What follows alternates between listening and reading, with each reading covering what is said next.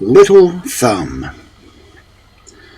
There was, once upon a time, a man and his wife, firewood makers by trade, who had several children, all boys. The eldest was but 10 years old, and the youngest only 7.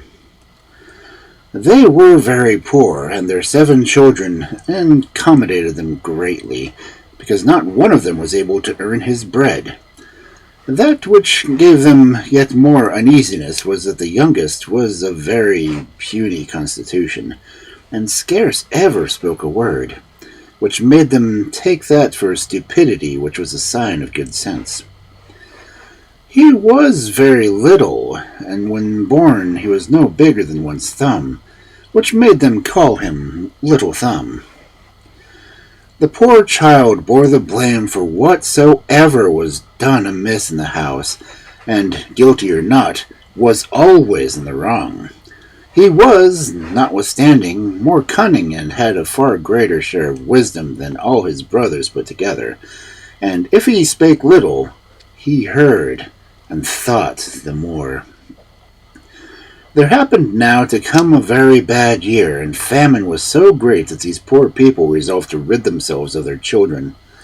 One evening, when they were all in bed, the firewood maker was sitting with his wife at the fire. He said to her, with his heart ready to burst with grief, "Thou seest plainly that we are not able to keep our children, and I cannot see them starve to death before my face. I am resolved to lose them in the wood tomorrow, which may very easily be done, for they are very busy up tying the wood. We may run away and leave them without their taking any notice." Cried the wife, "and canst thou thyself have a heart to take thy children out along with thee on purpose to lose them?" In vain did her husband represent to her their extreme poverty. She would not consent to it. She was indeed poor, but she was their mother. However, having considered what a grief it would be to her to see them perish with hunger, she at last consented, and went to bed all in tears. Little Thumb heard every word of that which had been spoken, for observing, as he lay in his bed, that they were talking very busily, he got up softly and hid himself under his father's stool, that he might hear what they said without being seen. He went to bed again, but did not sleep a wink for the rest of the night, thinking on what he had to do. He got up early in the morning and went to the riverside, where he filled his pockets full of small white pebbles, and then returned home. They all went abroad, but Little Thumb never told his brothers one syllable of what he knew. They went into a very thick forest where they could not see one another at 10 paces distance. The firewood maker began to cut wood, and the children to gather up the sticks to make firewood. Their father and mother, seeing them busy at their work, got away from them insensibly, and ran away from them all at once, along a byway through the winding bushes. When the children saw they were left alone, they began to cry as loud as they could. Little Thumb let them carry on, knowing very well how to get home again, for as he came, he took care to drop all along the way the little white pebbles he had in his pocket. Then he said to them, "Be not afraid, brothers. Father and mother have left us here, but I will lead you home again. Only follow me." They did so, and he brought them home by the very same way they came into the forest. They dared not go in, but sat themselves down at the door, listening to what their father and mother were saying. The very moment the firewood maker and his wife reached home, the lord of the manor sent them 10 crowns, which he had owed them a long while, and which they had never expected repaid. This gave them a new life, for the poor people were almost famished. The firewood maker sent his wife immediately to the butcher's. As it was a long while since they had eaten a bit, she bought thrice as much meat as would sup 2 people. When they had eaten, the woman said, "Alas, where are our poor children now? They would make a good feast of what we have left for them. But it was you, William, who had the mind to lose them. I told you we should repent of it. What are they doing in the forest? Alas, dear God, the wolves have probably eaten them up. They are very inhuman to us to have lost thy children. The firewood maker grew at last quite out of patience, for she repeated it above 20 times that they should repent it, and that she was in the right of it for saying so. He threatened to beat her if she did not hold her tongue. It was not that the firewood maker was not, perhaps, more vexed than his wife, but that she teased him, and that he was of the humor of a great many others, who love wives to speak well, but think those very inopportune who are continuously doing so. And she was half drowned in tears, crying out, Alas, where are my children, my poor children? She spoke this so very loud that the children, who were at the gate, began to cry out all together, Here we are, here we are. She ran immediately to open the door and said, hugging them, I'm very glad to see you, my dear children. You are very hungry and weary, and my poor Peter, thou art horribly prepared. Come in and let me clean thee. Now, you must know that Peter was the eldest son, whom she loved above all the rest, because he was somewhat carroty as she was herself. They sat down to supper and ate with such a good appetite as pleased both father and mother, whom they acquainted how frightened they were when they were in the forest, speaking always almost together. The good folks were extremely glad to see their children once more at home, and this joy continued while the 10 crowns lasted. But when the money was all gone, they fell again into their former uneasiness, and resolved to lose them again, and, that they might be the sure of doing it, to carry them a much greater distance than before. They could not talk of this so secretly, but they were overheard by Little Thumb, who made account of it to get out of this difficulty as well as the former. But though he got up very early in the morning to go and pick up some little pebbles, he was disappointed, for he found the house door double locked, and was at a stand what to do. When their father had given each of them a piece of bread for their breakfast, Little Thumb fancied he might make use of this instead of the pebbles by throwing it in little bits along the way that they should pass, and so he put the bread into his pocket. Their father and mother brought them into the thickest and most obscure part of the forest when, stealing away into a bypath, they left them there. Little Thumb was not very uneasy at it, for he thought he could easily find his way by means of his bread, which he had scattered all along the way they came. But he was very much surprised when he could find not so much as a crumb. The birds had come and eaten it all up, every bit. They were now in a great affliction, for the farther they went, the more they were out of their way, and were more and more bewildered in the forest. Night now came, and there arose a terribly high wind, which made them dreadfully afraid. They fancied they heard on every side of them the howling of wolves coming to eat them up. They scarce dared to speak or turn their heads.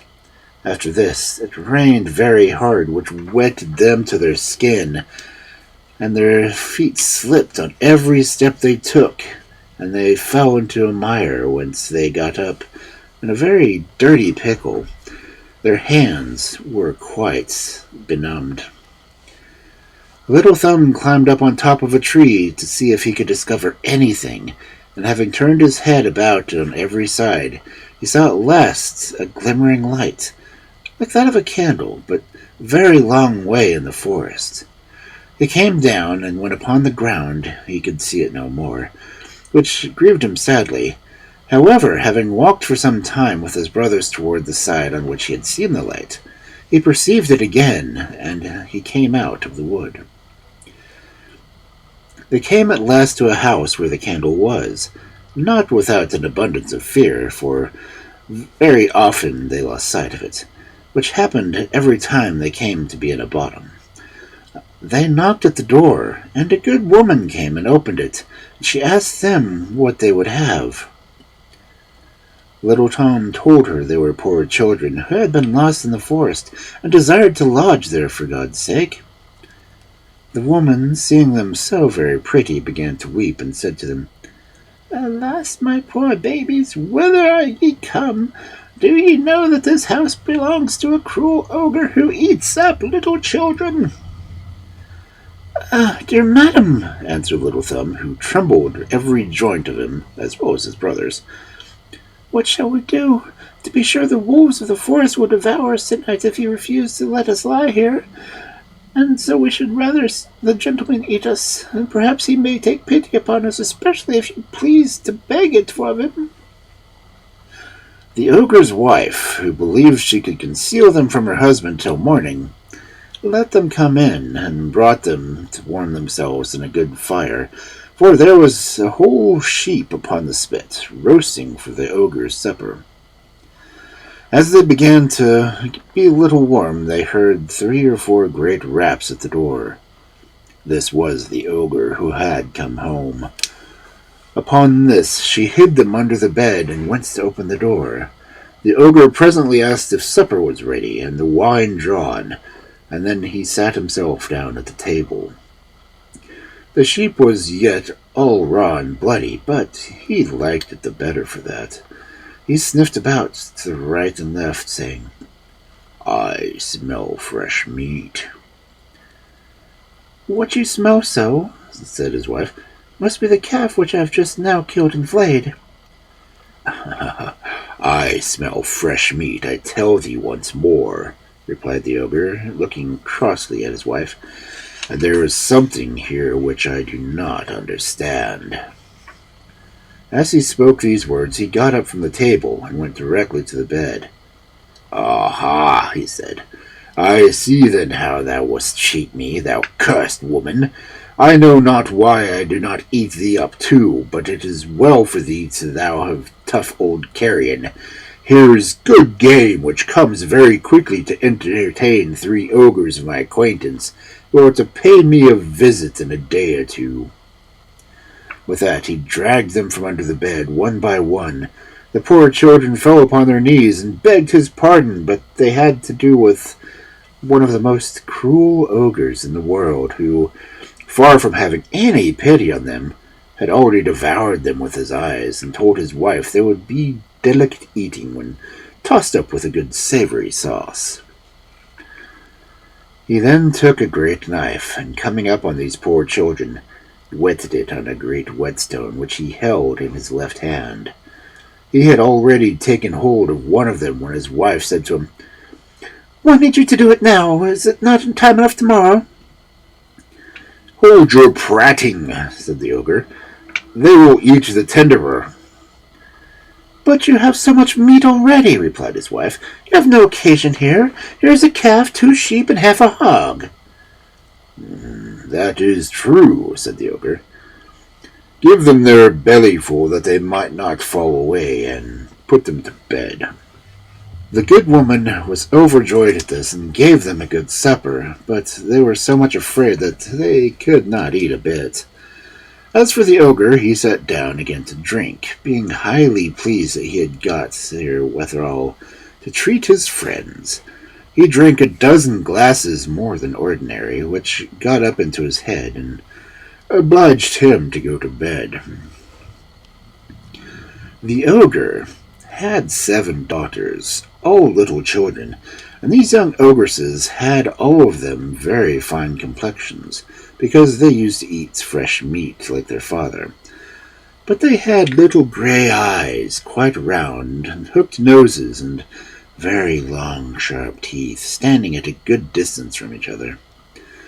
They were not as yet over and above mischievous, but they promised very fair for it, for they had already bitten the little children, that they might suck their blood. They had been put to bed early, with every one a crown of gold upon her head. There was in the same chamber a bed like that of the bigness, but it was into this bed the ogre's wife put the 7 little boys, after which she went to bed with her husband. Little Thumb, who had observed the ogre's daughters had crowns of gold upon their head, was afraid lest the ogre should repent his not killing them, got up about midnight. Taking his brother's bonnets and his own, he went very softly over and put them on the heads of the 7 little ogresses, after having taken off their crowns of gold, which he put upon his own head and his brother's, that the ogre might take them for his daughters, and his daughters for the little boys whom he wanted to kill.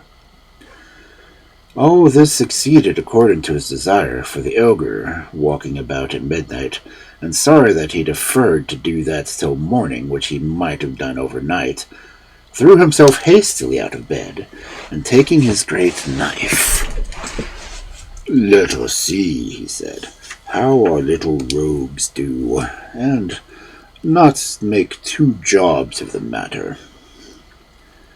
He then went up, groping all the way, into his daughter's chamber, and coming to the bed where the little boys lay, and who were every soul of them very fast asleep, except Little Thumb, who was terribly afraid when he found the ogre fumbling about his head, as he had done about his brothers. The ogre, feeling the crown, said, "I should have made a fine piece of work of it, truly. I find I drank too much last night." Then he went to the bed where the girls lay, and having found the boys' little bonnets, "Ah," he said, "my merry lads, are you there? Let us work what we ought." And saying these words, without more ado, he cut the throats of all his 7 daughters. Well pleased with what he had done, he went back to bed with his wife. So soon as Little Thumb heard the ogre snore, he waked his brothers and bade them all to put their clothes on presently and follow him. They stole softly down into the garden and got over the wall. They kept running about all night and trembling all the while, without knowing which way they went. The ogre, when he awoke, said to his wife, "Go upstairs and dress those little rascals who came here last night." The wife was very much surprised at the goodness of her husband, not dreaming after what matter she should dress him them.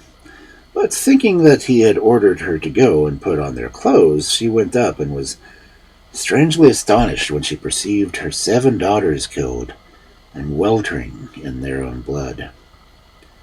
She fainted away, for this was the first expedient almost all women find in such cases. The ogre, fearing his wife would be too long in doing what he had ordered, went up himself to help her. He was no less amazed than his wife at this frightful spectacle.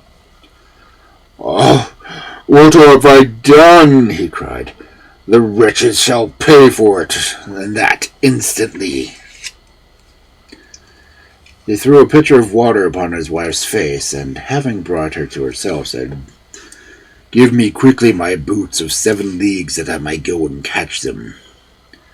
He went out, and having run over a vast deal of ground, both on his side and that, he came at last to the very road where the poor children were, and not above 100 paces from their father's house. They espied the ogre, who went one step from mountain to mountain, other rivers as easily as the narrowest kennels.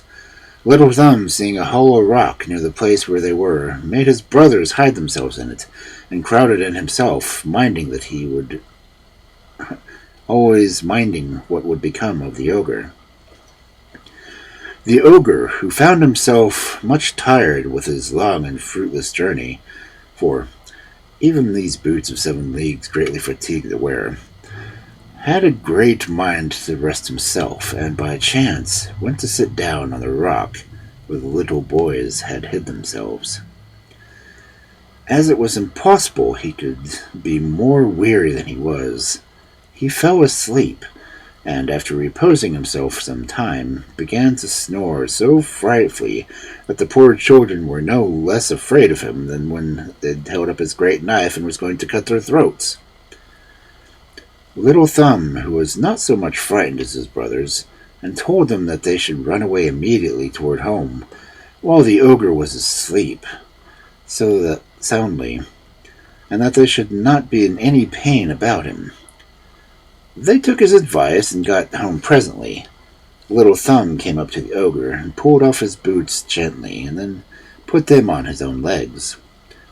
The boots were very long and large, but as they were fairies, they had the gift of becoming big and little, according to the legs of those who wore them, so that they fitted his feet and legs as well as they had been made for him on purpose.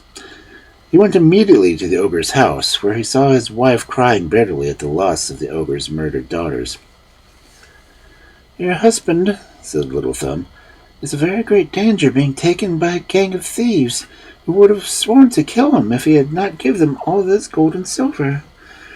The very moment they held their daggers at his throat, he perceived me, and desired me to come and tell you the condition he's in, that you should give him whatsoever he has of value, without retaining any one thing.